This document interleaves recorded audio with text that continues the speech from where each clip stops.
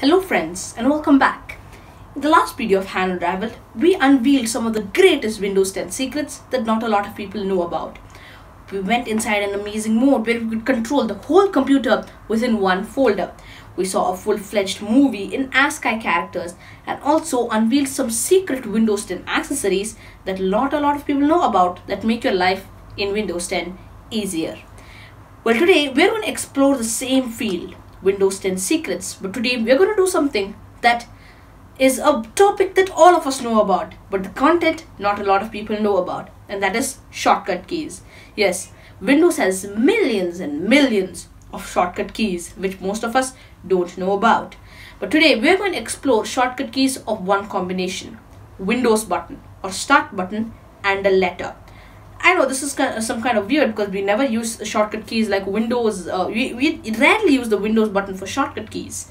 But I'm telling you, there's a whole lot of secrets. We all know basic shortcut keys like Control X, Control V, Control C, but this is something to the next level. So, welcome to Unravelled, and we are going to unravel to you the greatest Windows and letter shortcut keys.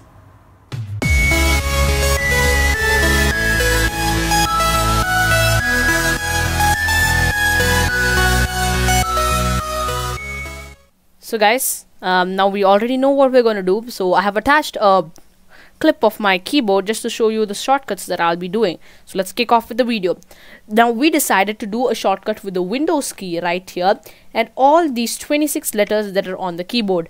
We know that these letters are not in the correct order, A, B, C, D. They're in the order Q, W, E, R, T, Y, also known as QWERTY order.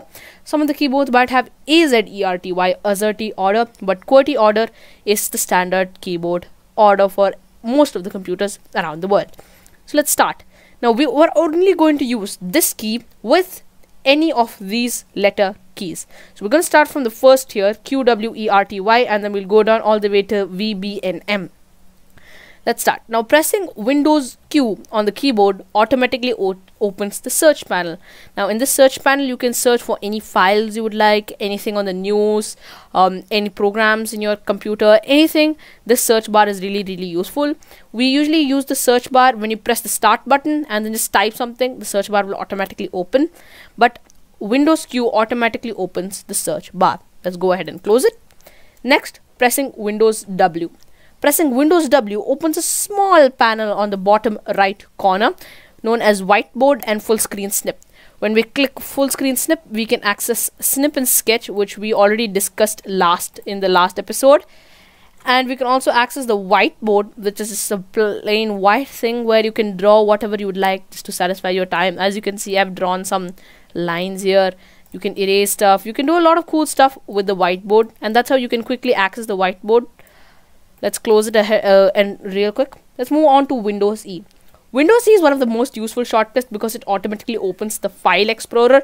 As you can see, I am not touching the keyboard at all. I'm using purely the shortcut keys. You can also note the mouse cursor.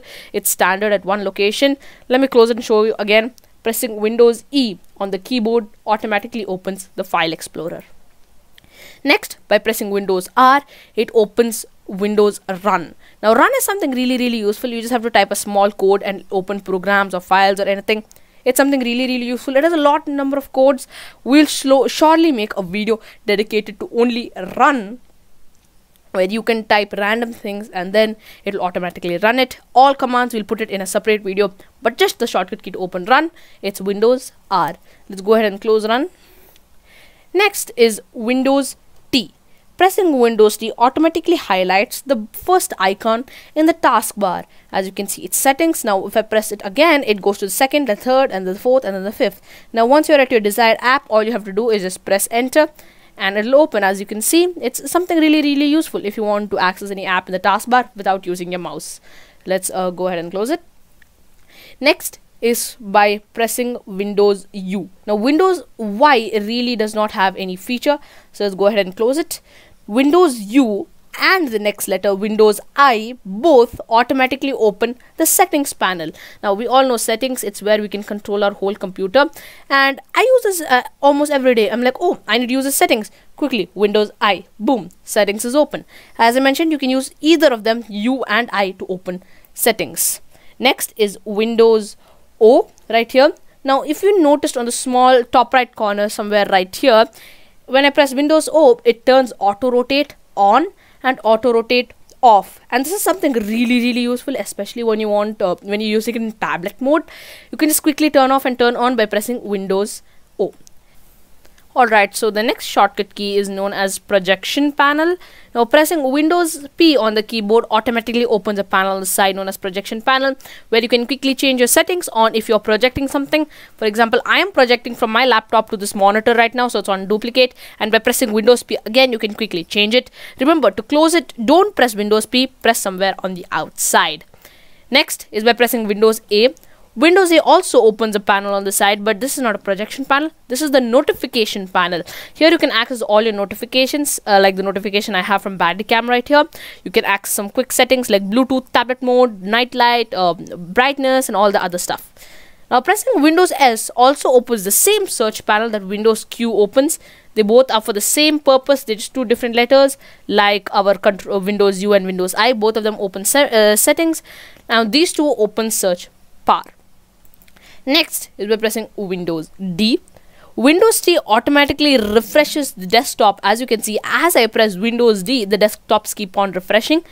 And another thing that you can use is, suppose I'm on a program, say Google Chrome, then quickly by pressing Windows D, it can take me back to the desktop and refresh the desktop. This is something really cool, especially I've seen many YouTubers, they right click and then click on refresh to refresh the desktop. But something really cool, just press Windows D real quick.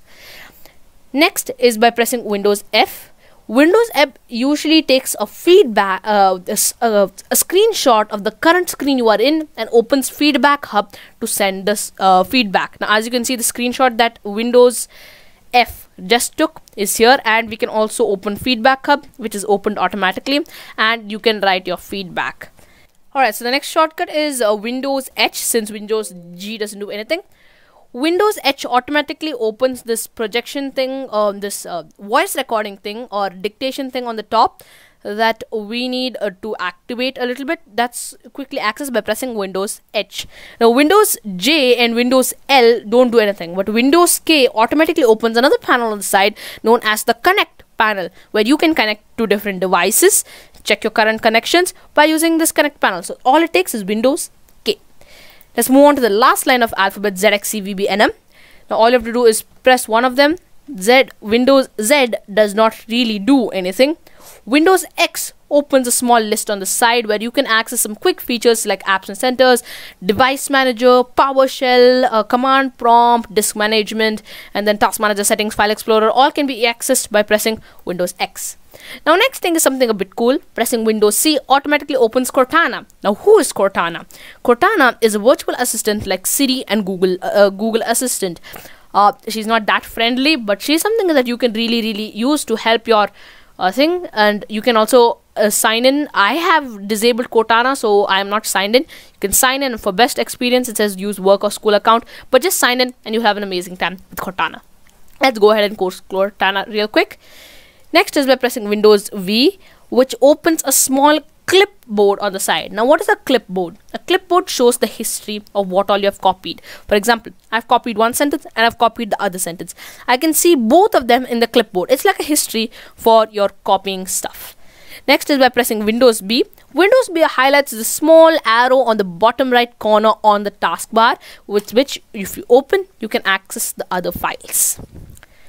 Next, Windows N and Windows M really do not have any feature. So with Windows B, we conclude our session of Windows and key shortcuts. If you like this shortcut video, please like, share and subscribe to our channel.